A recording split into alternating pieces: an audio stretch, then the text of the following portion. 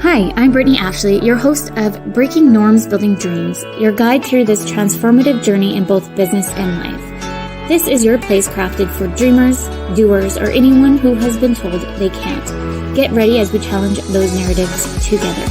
You're tuning in live to the United Public Radio Network, airing on 105.3 and 107.7 FM in New Orleans. We are streaming on all the popular platforms every Monday at 3 p.m. Eastern Standard Time. Join me for a candid and thought-provoking conversation celebrating your unique journey because you are worth it. Hello, everyone. We are already on a Monday. Can you believe that? I'm so excited to have Erica here today. I'll give a little bio, but for those just tuning in for the first time, welcome to Breaking Norms, Building Dreams. I'm your host, Brittany Ashley, and we are broadcasting live on the United Public Radio Network and UFO Paranormal Radio Network, 105.3 and 107.7 FM in New Orleans. Get ready to escape with us for the next hour as we break norms and build dreams with Erica. I'm so excited to have you today, Erica. Thank you so much. I'm excited to be here with you.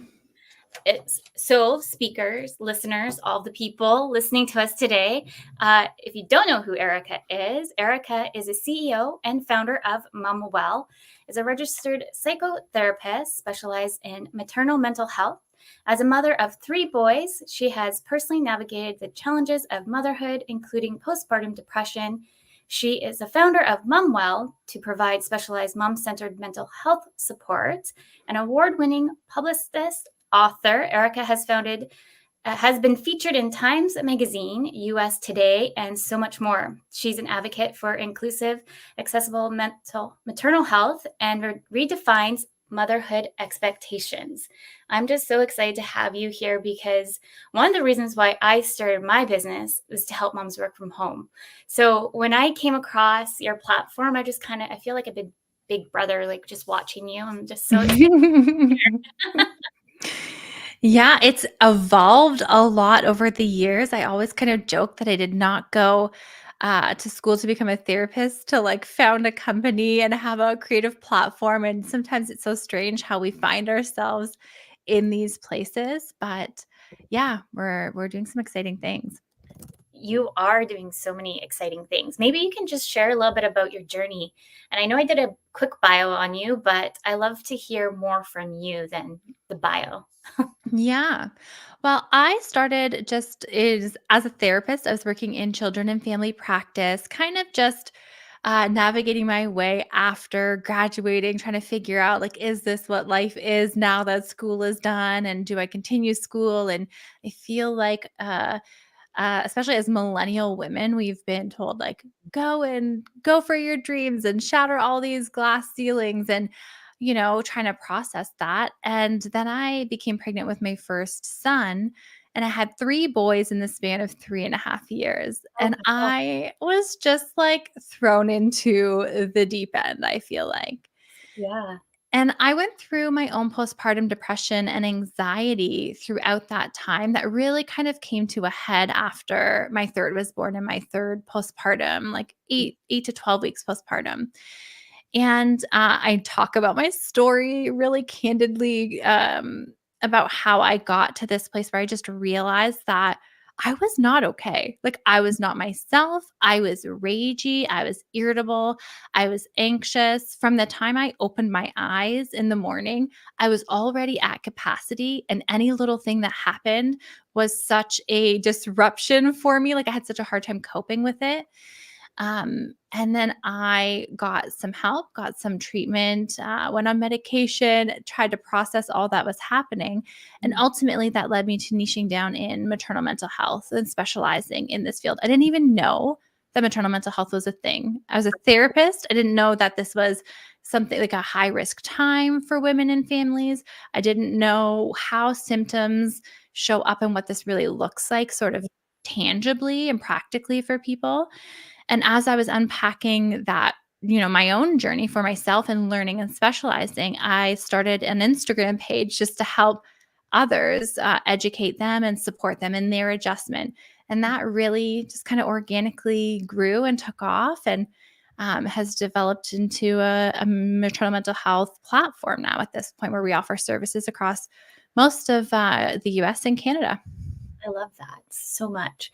I find I'm just putting your website there for anyone viewing. For the listeners, I'll put it within the comments on where to find Erica as well here. But thank you for sharing your journey with us and just being so authentic. I suffered also from postpartum with my first, and like I was scared to leave the house. I was like, I won't leave.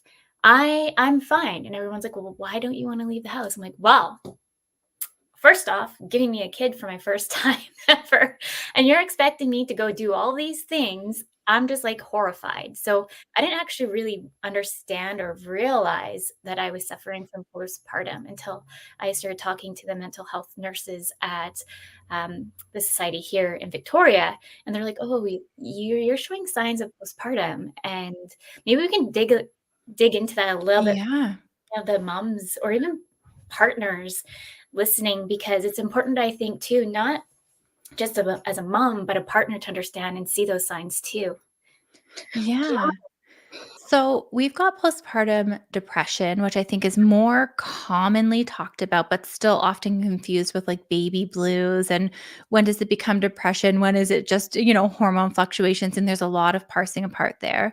And then there's also postpartum anxiety and, maybe birth trauma if we've had a really traumatic experience. Mhm, So when you're talking about feeling like you don't want to leave the house, well, from mhm, a depression standpoint, this could be like if we feel low mood, we feel like a lethargy, like so lethargic and exhausted that mhm, even like brushing our hair could feel like it's a lot of work. Taking a shower. I mean, early postpartum taking a shower is a lot of work, regardless of whether you're struggling or not. But like little daily tasks start to become so challenging. mhm, Getting motivation to engage in things that you're usually interested in can be really hard.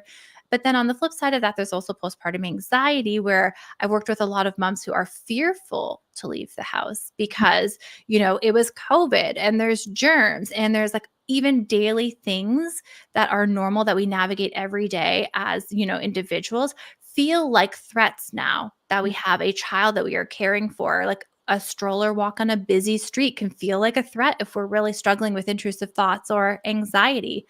So, helping people to understand what is new mom worry that is sort of average and expected versus what is postpartum anxiety that is now sort of tormenting you and really impacting your experience and your adjustment into your new role.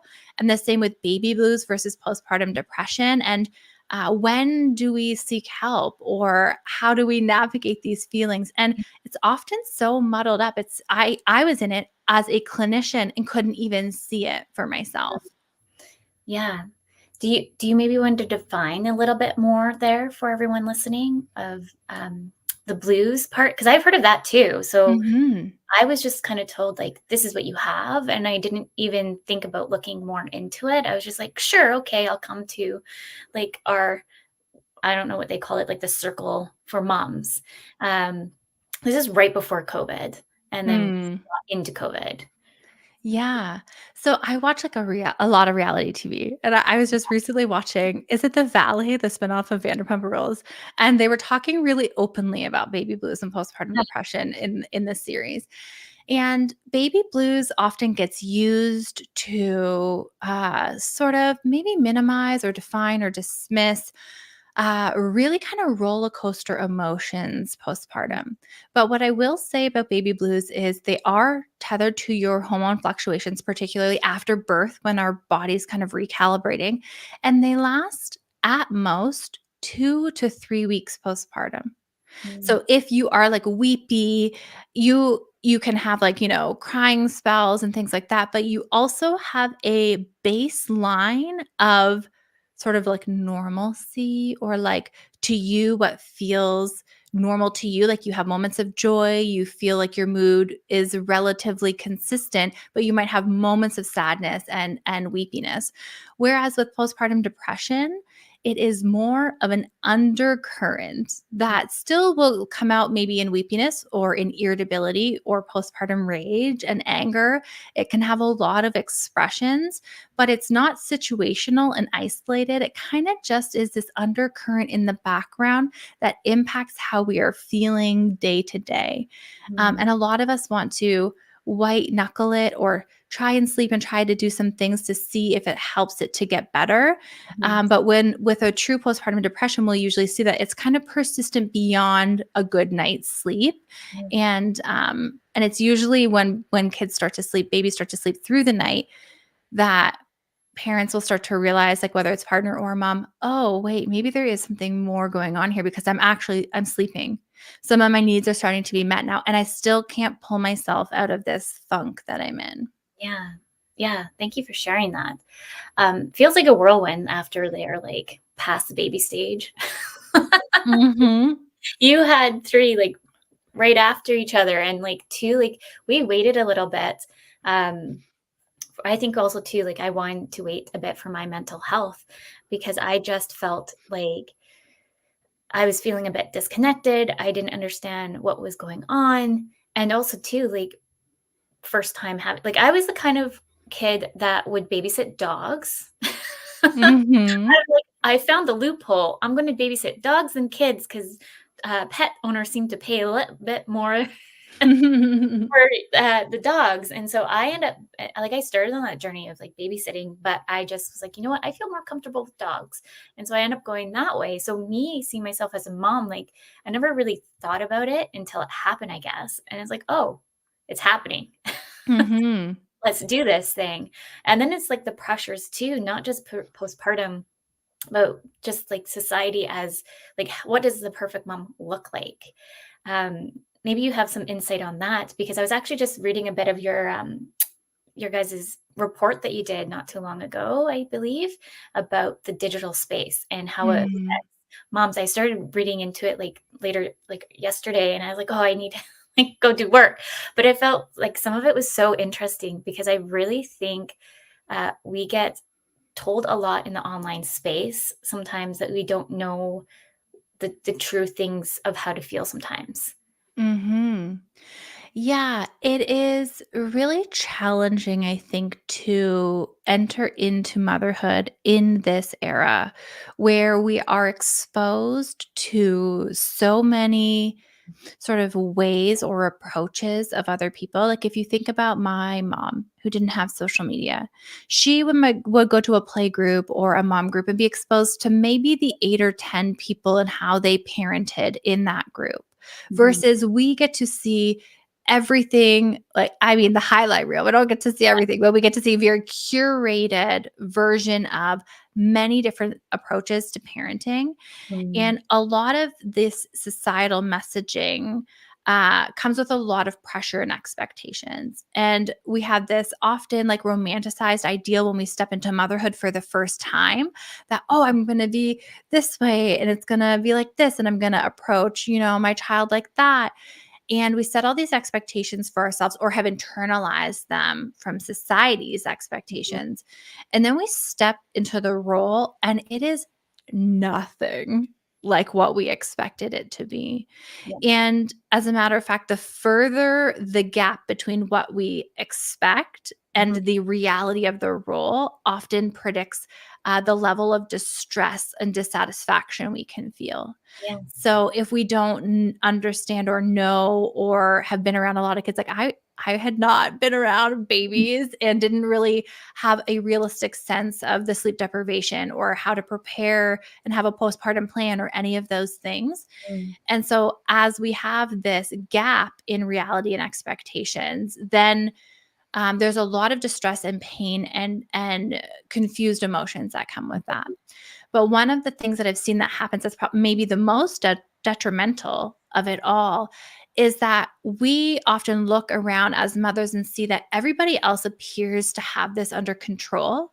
They yeah. seem to be doing it and they seem to be doing it well. So the fact that I am struggling right now in this moment means that I wasn't cut out for this role, Mhm. means that I am failing in some way or I'm not good enough. And rather than sort of fact checking the expectations and like the absolute unrealistic, weight and responsibility we put on mothers and women, we blame ourselves and feel like if we just recommit to doing more tomorrow, better tomorrow, that we'll be able to sort of emulate this perfect mother myth that is out there. Mhm. Yeah. I find like this year, if anything, I've been like repeating to myself is give yourself grace. Like building a business, raising two small kids, it doesn't happen overnight. Rome wasn't built overnight.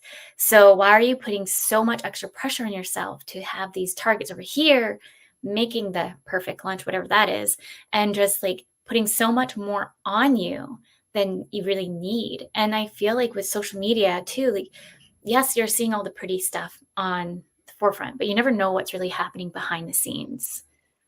Yeah, and that's why I think that it's so important that, as Momwell and formerly Happy as a Mother, the community, that we show up in this space in this way because we know that there are studies out there that social media can be detrimental to our mental health, right? But I'm also like, if I'm trying to spread an awareness about the myths or the unrealistic expectations or even the red flags for postpartum depression or anxiety, I Mhm, want to be doing that where the moms are and where they're hanging out and how they're taking in their content, when they're scrolling and whatever. And so, UConn and UFT, University of Toronto, had done a study on Momwell, the one that you were referring yeah, to see the impact that engaging with our online community can have on maternal mental health. mhm, And we can see that actually social media can really be used for good to disarm some of these pressures as well, mhm, to really educate moms on what some of the warning signs are to make sure you do seek out care. So there mhm. was a lot of really like reaffirming findings that came out of that study. And I Amazing. think that it's important that there are voices counteracting these really intense Mhm. pressures and narratives. Yeah. I know when I first had my daughter, I was like, I'm going to join a mom group. And when I was in it's like a Facebook group, I can't, they, depending on what year your kiddo's in, they make all Right. grades. And so I was like super pumped. I had like a mom group. And then I just felt like no matter what you shared in that group and specifically, like you'd get attacked. And I was Mhm. I don't feel like this is a safe place because I'm always feeling judged. And motherhood's hard. So Mhm. I end up like removing myself completely. And now with my son, like I didn't even bother joining any of those kind of groups, but I feel, I guess, a bit guilty because I'm like, "Ah, I feel like I need to make more mom friends." It's really tricky because we're so isolated as a parenting generation. We don't really have a lot of other generations sort of around and helping us parent. So the support systems feel like they're really lacking in that way, especially for our generation. And Mhm, then especially I find with first-time moms and new moms, but it happens even beyond that, when we enter into groups and we are still free falling in our motherhood experience and we are still trying to carve out our own identity and confidence in our role, the mhm. way that we look to reaffirm ourselves often is trying to prove our rightness, Yeah. maybe blaming or criticizing others or sort of challenging their parenting approach versus ours because Mhm. often we don't even feel confident or sturdy in our own choices during that time. And it can become really tricky when we don't feel like we are anchored or grounded in something that feels solid and secure for us. And I talk a lot in my book about values led mothering and like finding your own motherhood identity so that you feel like you have a criteria, something really rooted in meaningful things for you to make your decisions off of, so that even if somebody does disagree with you, you know that that's coming from their own, values and priorities and what's important to them versus you having to adopt it as your own. Yeah, I love that. And your book, so anyone listening, is called Releasing the Mother Load. Did I say Mhm. that right? Yeah. Tell us more about your book. I'm so excited to read it. Yeah, Like, it's all about the invisible load and the mental load, and it's one of the things that maybe most surprised me or that comes up the most sort of behind closed doors as I'm working with moms and maternal mental health is the unbearable weight that we carry that we cannot turn off, and it's invisible and our partners don't understand it and nobody thanks us for it, but it has to be done or our household wouldn't run. And really looking at what that load is. Why does it feel so much heavier than previous generations? Why are we defaulted into carrying it? And how can we reevaluate that load and let go of what is not essential? And Mhm. also, like, decouple it from our identities so that when we do like share ownership with a partner, it doesn't feel like we are letting it go because we're failing, but we are feeling like empowered in redistributing. I, Mhm. I feel like our identity is often woven in being a good mom equals the care tasks that we do, or equals having a clean house and the chores and the things that we do.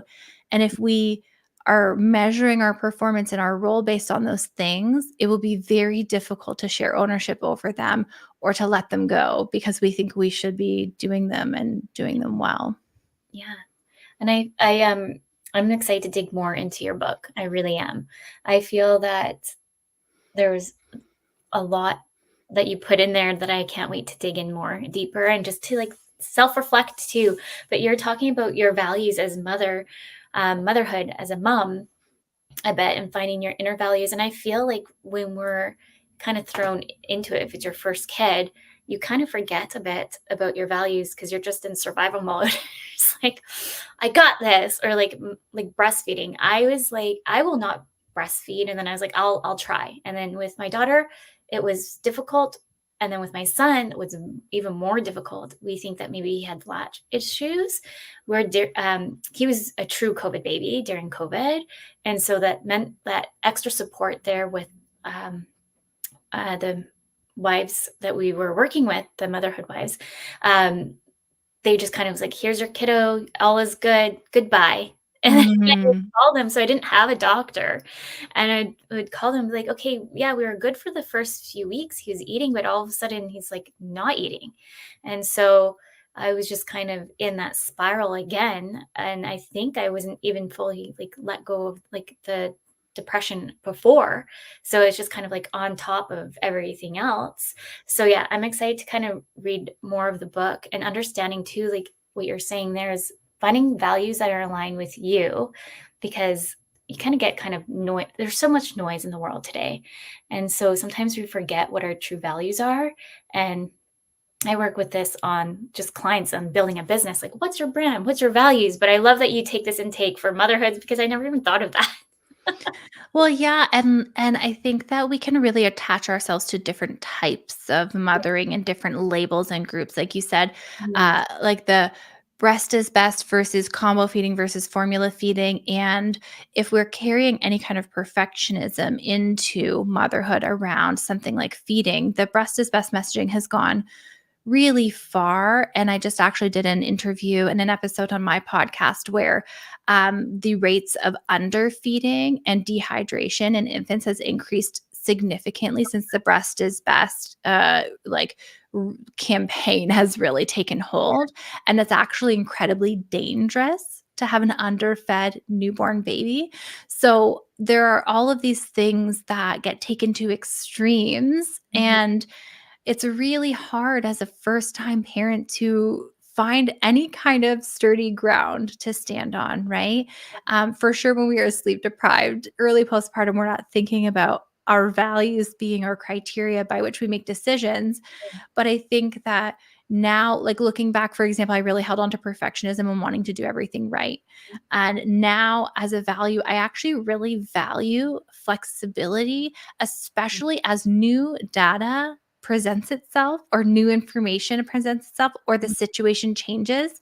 Reevaluating and being flexible is actually something that is very meaningful and important to me. So if Mhm. I was feeding and it was going well, then that's great. But then if it took a turn and the latch wasn't happening very well, like you said, then I'm going to reevaluate now what is best in that situation. But when we're really steadfast holding on to a particular label or approach, we Mhm. don't have the flexibility to reevaluate because we're very focused on trying to do it right, quote unquote. Mhm. And that is a very reoccurrent theme that I see in the moms and parents that I work with. Yeah. And it's so True, because, like, when I first had my daughter, I was like, "Well, this is the right way," because Mhm. everybody only ever talked about it that way, and I pushed myself, and I just remember being, like, so uncomfortable. I hated every moment of it, and they're like, "Oh, this is a way for you to, like, build that connection." I was like, "I hate every minute of this." Like, this is not great, and so with my son, I was like, "Okay, I'll try it so I can say that I tried." But I just knew, like, I was saying to my husband, I was like, "I need your help at night. I Mhm. can't do it anymore. Like, I can't be waking up." Like, my son was always waking up, like, every half an hour because he wasn't eating enough, and so I was like, "I'm, like, ready to, like, nope." So I was like, "Let's try the bottle. Let's try to get him to do both." And so then naturally he preferred the bottle, and I was like, "Well, he he spoke." He showed Mhm. I'm good at walking away from not breastfeeding, but I think a part of me too was feeling so guilty that I didn't, like, maybe last as longer than I should have with my daughter, like, that mom guilt really starts to set in.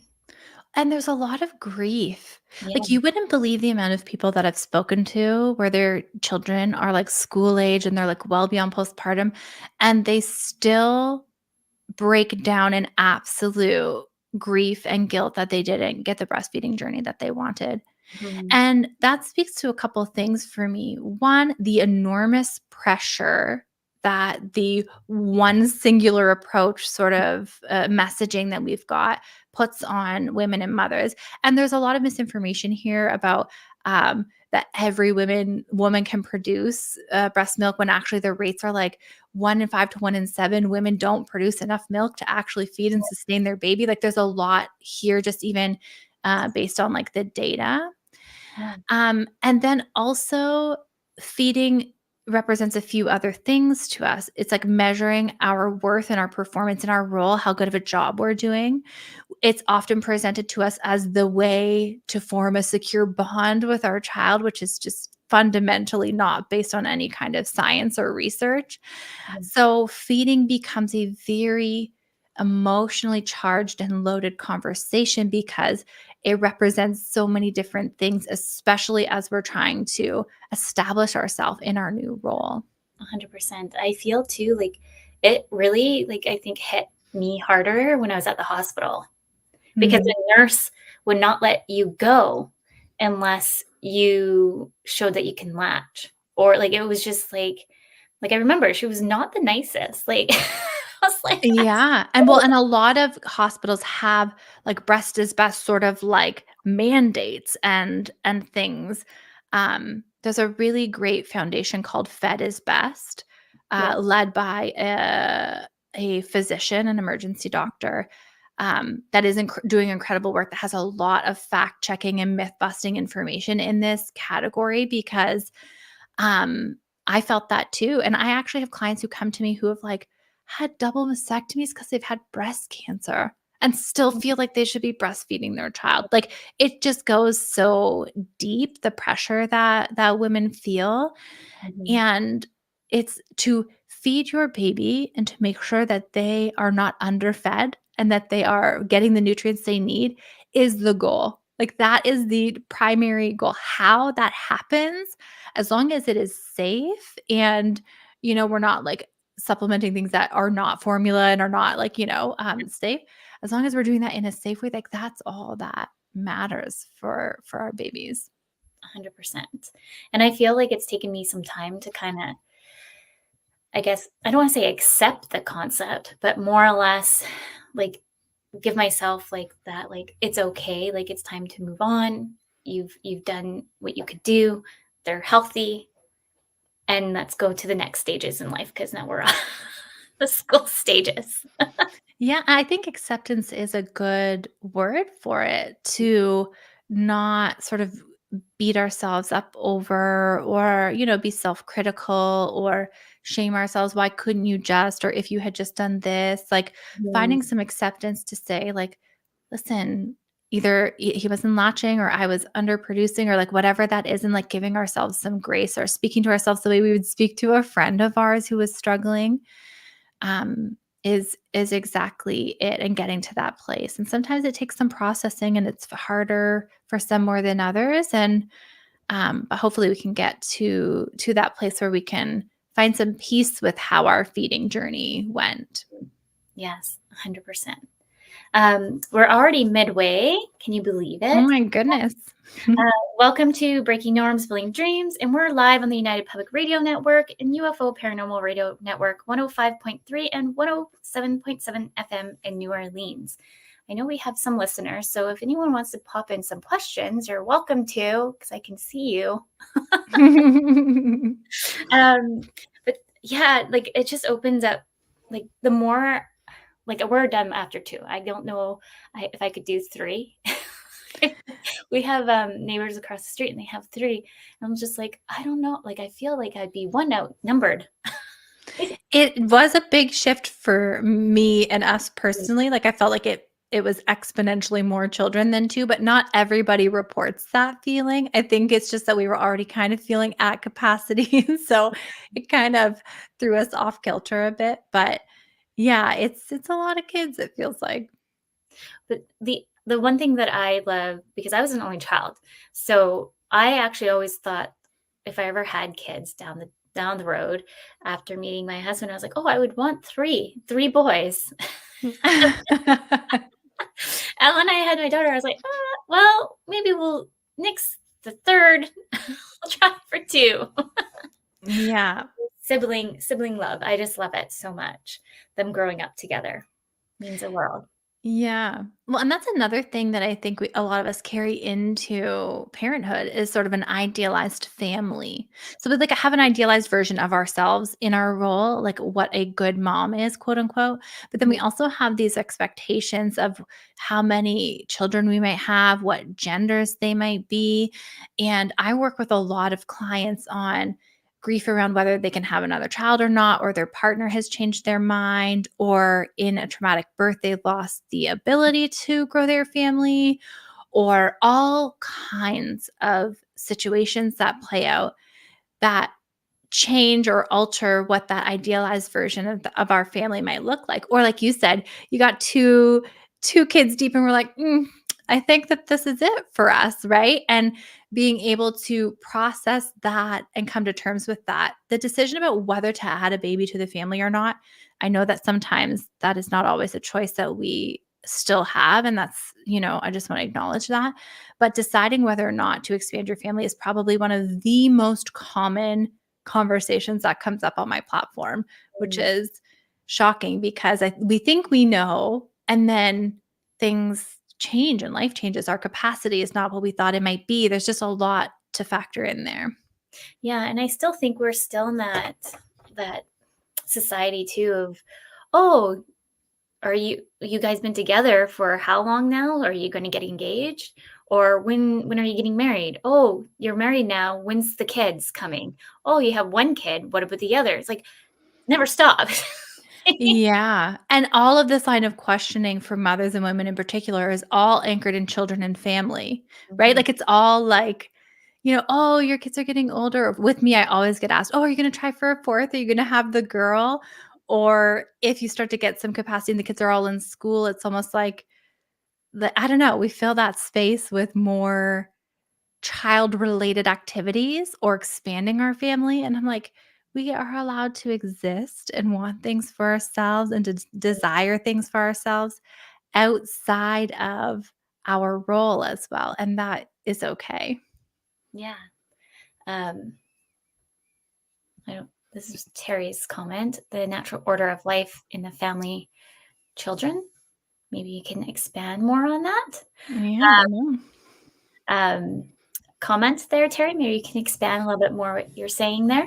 But yeah, I just feel that there's in society as a whole, it just always there's just so much pressure coming in different areas, and then it could also come from upbringing or so forth. So just so many different angles around it. So I just want to go back to your like the value piece because I think that's so important. Um, do you have any tips for moms, parents that are listening that are struggling to find their inner values? Mhm. I actually have a free exercise or resource called a values sort. So momwell.com/values sort. It's a free download. And it's an exercise with lots of different values words because often we don't even know sort of what words to start with little descriptors. Um, and like little kind of like definitions of what that value means. And Mm, you cut the cards up, you lay them out on the table, you can sit with your partner or do it by yourself and just read them out loud and what resonates and what doesn't. And first we get rid of all the things that don't resonate, mm, and then we start to dwindle it down and get our 5 to 10 top priority values. And mm, I see values as having like a few different spheres. So like I have individual values, me, Erica, the person, outside of my role, right? And those are things like constant development and mastery of things. And that is constant learning and improvement like of myself and in the things around me. And then I have values within my role as a mother and as a family, we have values. So being able to go through and say, okay, I really value, for example, slowness. I really value slowness in our family life because my business and professional life is so freaking chaotic mm, that I really like to try and keep a minimal, slow schedule with our family and the kids so that we are not running out the door 5 times a day on the weekends. So it really helps us to anchor ourselves in a criteria so that when we're rolling around to back to school time in the fall, we're seeing all the cute fall photos and all the perfectly curated lunches and all the activities that everybody's being signed up to, and we're getting this like panging, guilty, aching feeling that like, oh, my kids should be in more activities, or oh, we haven't, like the lunch that I sent them with was basically just fishies and like random packaged foods. And we start to get that like nagging feeling. We mhm, can say, well, actually, we really value slowness. And that's why we didn't sign them up for every single activity this fall that we could have because we want to have some family time. Or it's okay to value convenience yeah, sometimes and choose the path of ease when it comes to school lunch that I know a lot of folks in the US have, or various approaches, because we don't have to always do the most labor intensive, time intensive, cost intensive option. mm, And I think that we miss sort of like we confuse that yeah. with equaling being good for us and our children. Like the more time and energy and money it takes, the better it is for our family. And that's just not true. And so our values help to give us a criteria to make those decisions. I love that. I find, well, like you were just talking about the activities things. And so my daughter was in Taekwondo. She told us that she was bored. And so I was like, okay, what else? So I put her in gymnastics and we finally got her in swimming again. It's been like chaos to get into swimming over here. I don't know Why do we have to set an alarm and be at our computer at like 7 in the morning to get why swimming lessons? I will never understand. I don't know. ridiculous. I'm like, I just think that they need swimming lessons. We live on the island. Yeah. But it's taken us months to get back into swimming lessons. Since the last time we were in swimming lessons was when she was 8 months old. So we were sitting at like the computer. But going back to like feeling a bit guilty on not getting them in enough activities definitely showed up for me last week because I was like, okay, we got them in gymnastics, both kids actually randomly at the same time, which is perfect. They both. Amazing. Yeah. I was like, I did this never happened, so we're going to do it. So they're both in gymnastics and then both in swimming staggered times, but it works out like half an hour difference. But I was like, okay, but I feel like we need to do one more thing. But I was like, why do we need to do one more thing? I'm like, is that just me with I'm like self-diagnosed with ADHD, always constantly needing to do something. And I was like, is that me? Or is it just like the inner guilt feeling like, oh, they should do more because everybody else seems to be doing like at least 5 other activities versus us? Mhm. What is it? And it's important for us to kind of like fact check or at least pause and become curious about why Mm, we are making these decisions.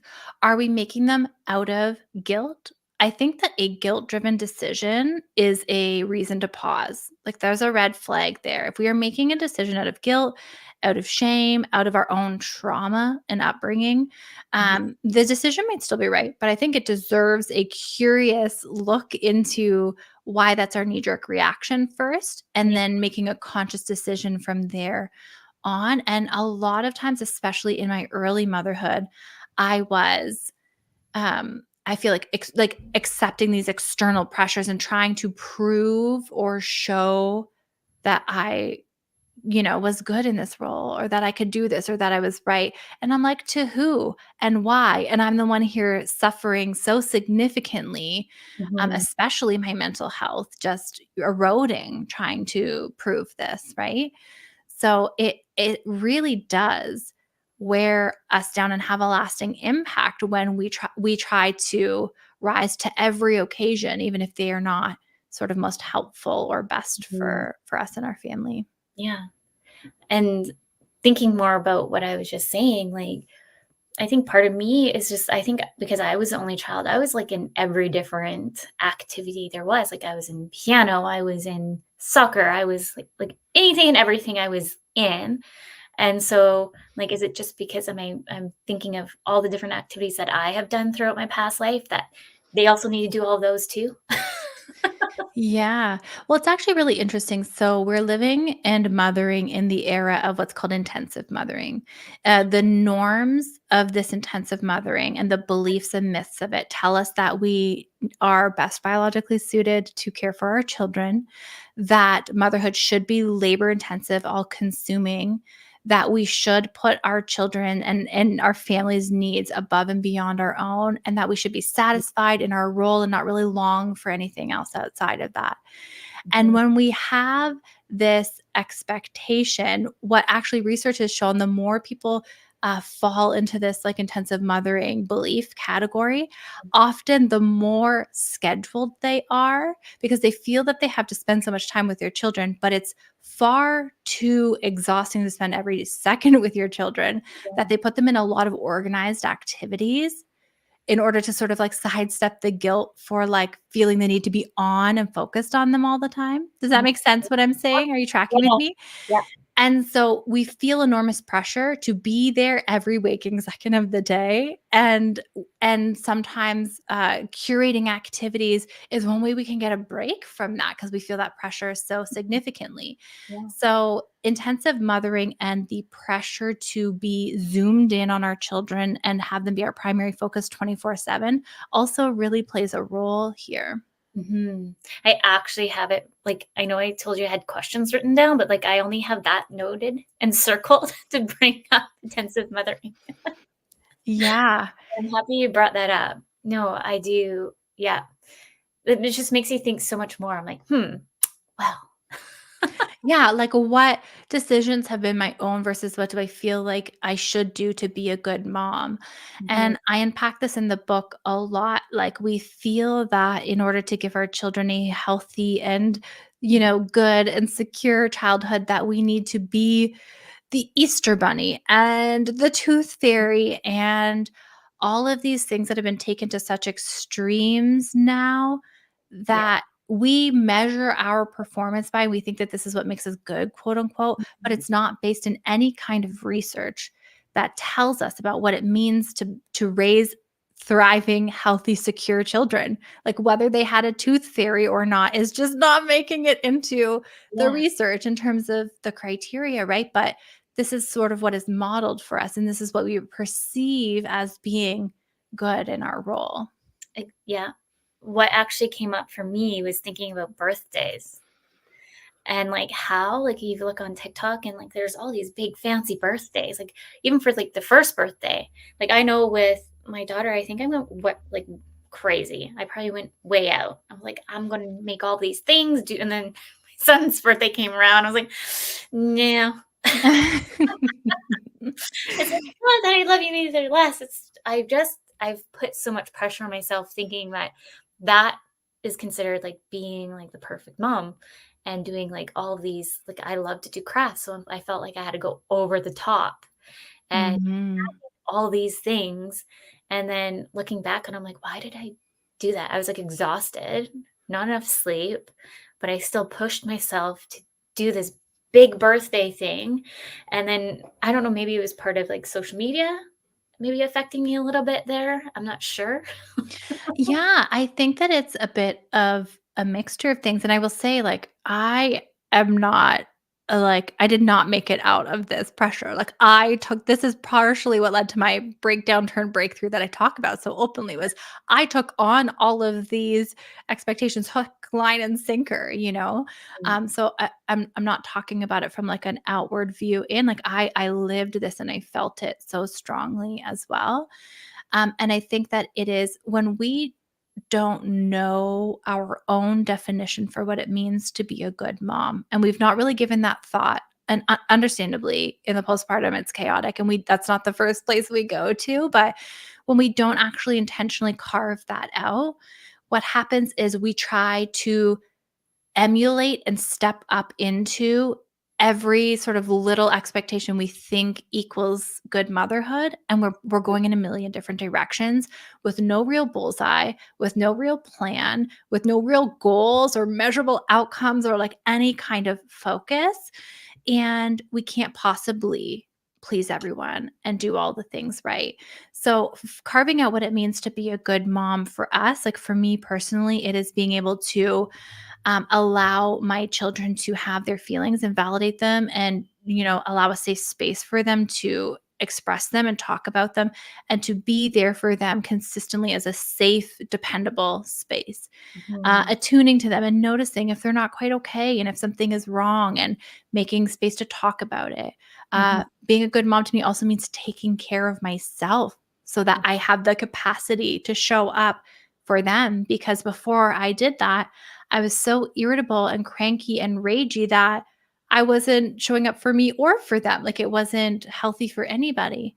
And so getting some roots in what that looks like for us allows us to say, "Oh, I see that that is an expectation you're trying to put in this invisible backpack that I'm mhm, carrying, and I actually wanna unsubscribe. This is just junk mail that's adding to all the crap that I'm having to sift through, and it's just not for me, thanks. Like, thanks, but no thanks."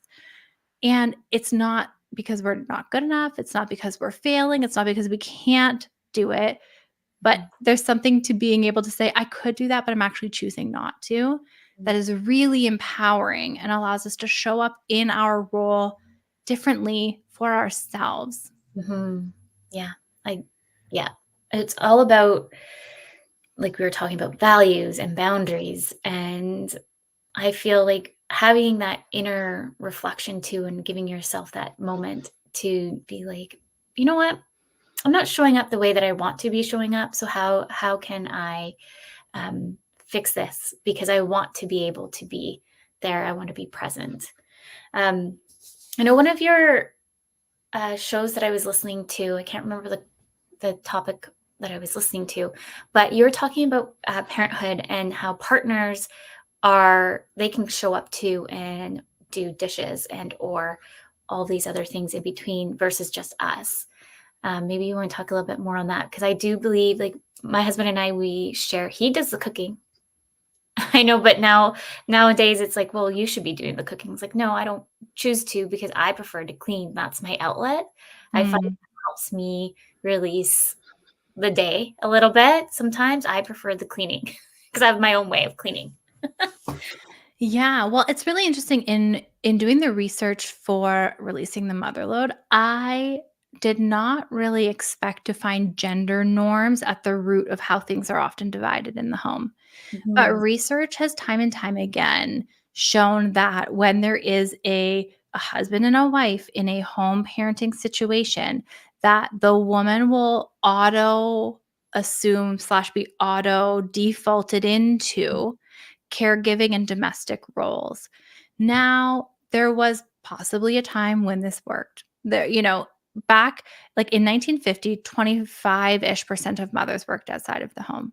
mhm, And if that is like primary focus, even still, no, because we've got stay-at-home moms and we can unpack all of that. Like it's not, we're equal partners and parents to our children.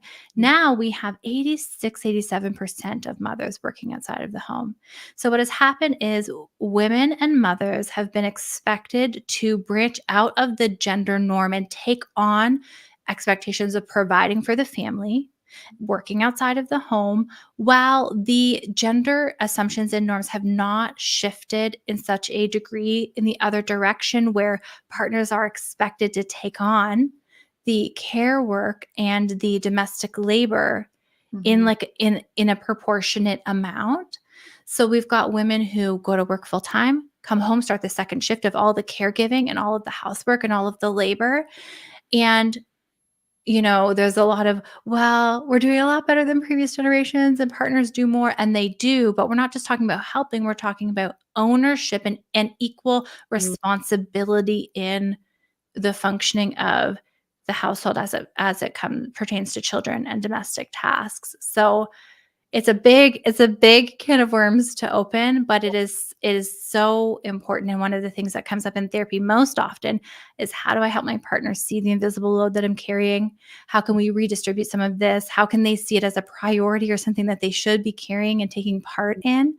Yeah. And ultimately, there's a reason why 70% of divorces are initiated by women, because if they're doing all of the labor, they don't want to also have to do it for an adult who can at least do it for themselves, but should also be doing it with Mm. the family and contributing to the family. Like, we've definitely come a long way since back in the day, for sure. Like, I do like to see that, like, my husband was able to take off. They don't call it maternity leave. What do they call Like it? a paternity leave, I think. Yeah. So it's nice to see that slowly changing into the cycle a little bit more, but still there's still that level of that expectation in society for moms to either stay at home or do it all in a way. So that's why, like, I love what I'm doing right now in my organization, is just that it's a way for moms still to work and be at home and have that flexibility and all the things above. And so I just I love that we brought that up, because I think it's really important for others to kind of think about a bit. I know when I was in where was I? I'm trying to remember, but they just made a comment being like, "Oh, shouldn't your husband be doing that?" I can't remember what it was. Oh, mowing the lawn. Mhm. I went out to mow the yard, and usually, right, like, that could be, like, the male thing to go off and do, but I was like, "No, like, it hasn't been done, so I know he's in there cooking dinner," so I said I would come out here and do that. So it's just kind of, I feel like there's still room to grow here and have more of the open minds. We often still subconsciously will see tasks as being either female coded or male coded, like mom coded or dad coded as it pertains to the children. Yeah. And no task has a gender. There are very few things aside from physically birthing and maybe breastfeeding Mhm. that only mom has to do. And even still with breastfeeding, when I was sleep deprived, my husband would get up, he'd have the monitor, he would get up, bring baby to me to nurse so I wasn't too disrupted, would take baby back, burp, change, settle.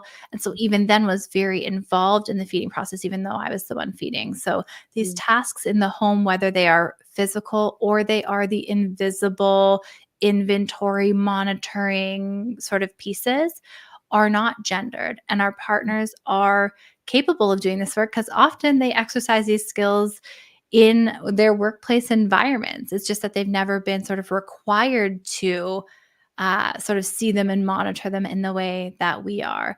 And this doesn't happen overnight. It doesn't go from 0 to 100, and we don't redistribute, um, you know, on a one-off conversation. My husband and I have been undoing these gender norms and having these conversations for a few years, but now he is probably more the primary default parent in the home than I am, and it's been sort of a complete role reversal, which has Yeah. freed me up and given me capacity to build an entire company, right? Like to write a book on this topic. And then without my sort of reclaiming of some of my time and space and his partnership to do that wouldn't have even been a possibility, because my time would have been spoken for in this domestic labor and in Mhm. these caregiving tasks. So it's really important to, start to just become curious about what this defaulted labor looks like in your home and what it means, and start to have these conversations.